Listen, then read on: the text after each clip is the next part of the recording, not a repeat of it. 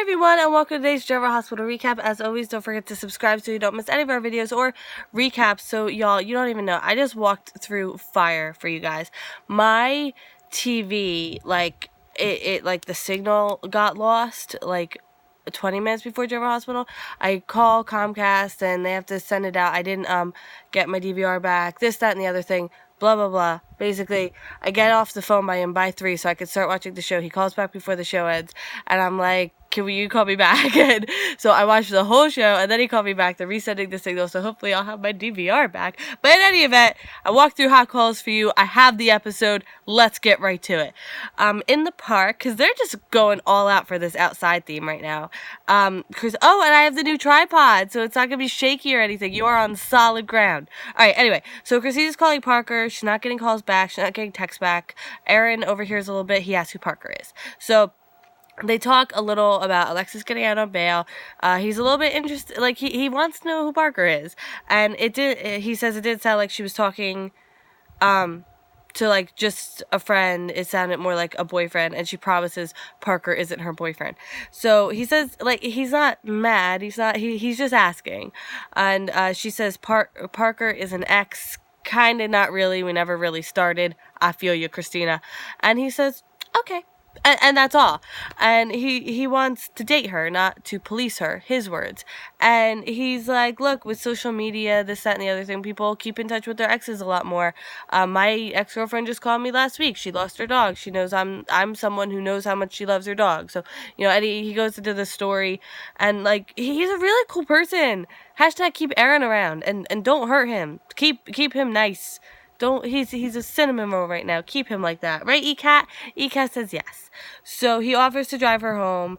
He gets changed, because he was swimming. So he's in his bathing suit this whole time. I forgot to mention that. I'm in my bathing suit because it is hot out.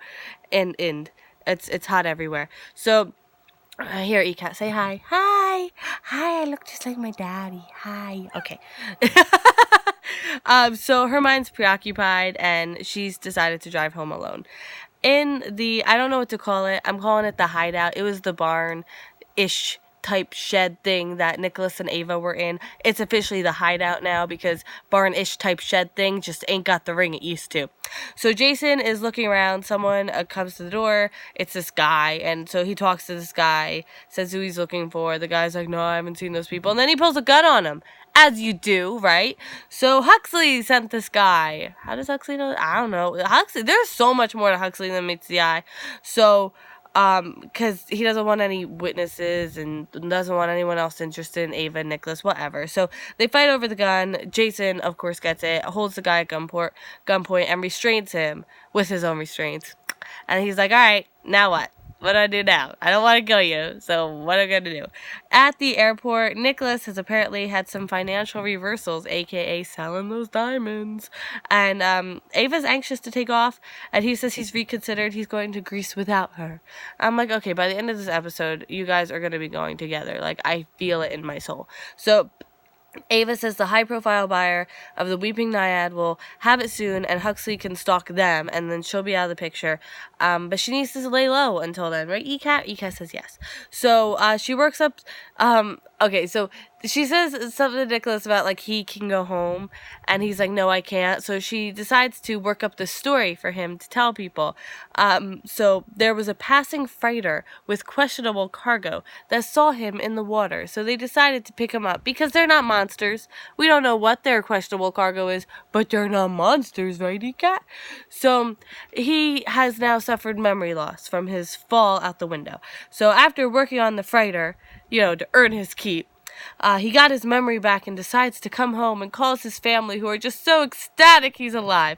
So he says, okay, even if people believe that, poor Charles is still going to have the problems that, like, it has, that I want to get away from. So, not really. Thanks, ECAT. I had it all beautiful.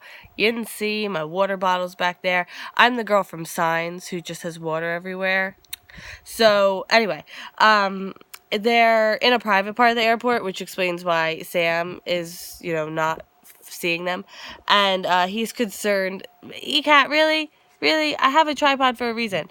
So he's concerned that Ava's going to attract, one second. He's concerned that Ava's going to attract too much attention, especially with her high-profile buyer on Cassadine Island. And as soon as Ava Jerome shows up on Cassadine Island and people find out, people are going to know what's up. Like, anyway, so they're enjoying each other's company. They knew of each other. They didn't know each other. They don't have a history, and that's appealing to both of them. At JULEXIS' house, Alexis texts Sam that she doesn't have to come home. Julian considers his options, and he's like standing behind her and like kind of has his hands in a I'm about to strangle someone kind of way. And she knows he's there, and she starts recording on her phone. So Sonny's at the door. He rings the bell. Alexis asks Julian why he came up there, and he says, oh, it can wait, I just want to tell you something, aka murder you. So he's horrified at himself. What have I done? What have I almost done? So he asks, what he almost did. Haha. So Sonny jumps right into questioning Alexis. Julian comes downstairs. He didn't expect to see him there. Julian hops in the middle of this whole thing. Then Alexis kicks Julian out. She says, I'll box up your things and you can have someone pick them up, but you need to be out right now. So Sonny calls him emotionless and a psycho. And Sonny asks Alexis what she was thinking being in the same house alone with Julian. And she's like, I was working him and you ruined my plan. So she tells him her full plan. And she's convinced that Julian wouldn't hurt her. And Sonny's like, yeah, he wouldn't hurt you. He would kill you. And she's like, yeah, he'd be the #1 suspect, though. And Sonny's like, yeah, but better be a suspect than be convicted of murder like he's going to be for Carlos. So Sonny doesn't claim he's any better. He's just different. And he doesn't hide behind women and children. And she's just focused on clearing her name, and she needs to tell him something. Do we ever find out? I don't think we ever find. Oh. Do we? I don't know. So at the... Oh, my goodness. I just figured out what she told. I was so preoccupied that she's going to tell him the truth about Julian. Okay, you're about to find... Oh, my goodness. Let me tell you. Sometimes I have actual realizations on camera. This was one of them. You have witnessed a special moment. Anyway, so at the Metro Court, Lante toasts in their new home. They're still grown up. I mean, they've been grown up, but I'm just like... They almost got divorced, and I was so sad. But anyway, then Lulu makes herself sad thinking about Nicholas. Dante tries to comfort her. She asks, honestly, does he think Nicholas is alive? And he says no, because he's the comforting king, right? So Julian's at the bar thinking about what he almost did. Sonny comes in. He talks to Lante and asks what the special occasion is. They tell him they got the house. He plays surprise. Kinda. I don't know. I feel like when Dante said the other buyer pulled out and sees Sonny's reaction or lack thereof, depending on, I don't know, how you see it, he may have figured it out, but he doesn't say anything. Maybe he didn't. I don't know. But there just seemed to, he at least considered that maybe Sonny had something to do with it. I don't know. There was a look in his eye. And Sonny was coming to see Julian. He had Max track him down. This is not a coincidence. And now end scene. Oh, hi, Mish. Dante and Lulu are in the park. He offers to call Lucky. She thinks Lucky needs to be out and about, and apparently is currently in Africa helping refugees. Cool. Like, oh my God, Lucky. I love him. That's I don't know.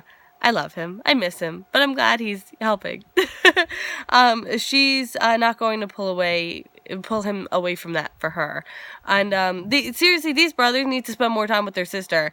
I mean, Ethan, Lucky, Nicholas, come on, be there for her. At least one of you. There's 3 of you. One's playing dead. The other one, I don't know. He was in True Blood for a little bit. And the other one's on Nashville. Come to Port Charles for a second. But she and Dante, she brings up naming the baby after Nicholas. Nicholas or Nicole if it's a girl. And I'm like, oh, she is going to be so mad at him for not cluing her in on this. Because Lulu would have clued him in on, her fake death. I don't know. She's going to be so mad. That idea is going to go right out the window as soon as he's alive.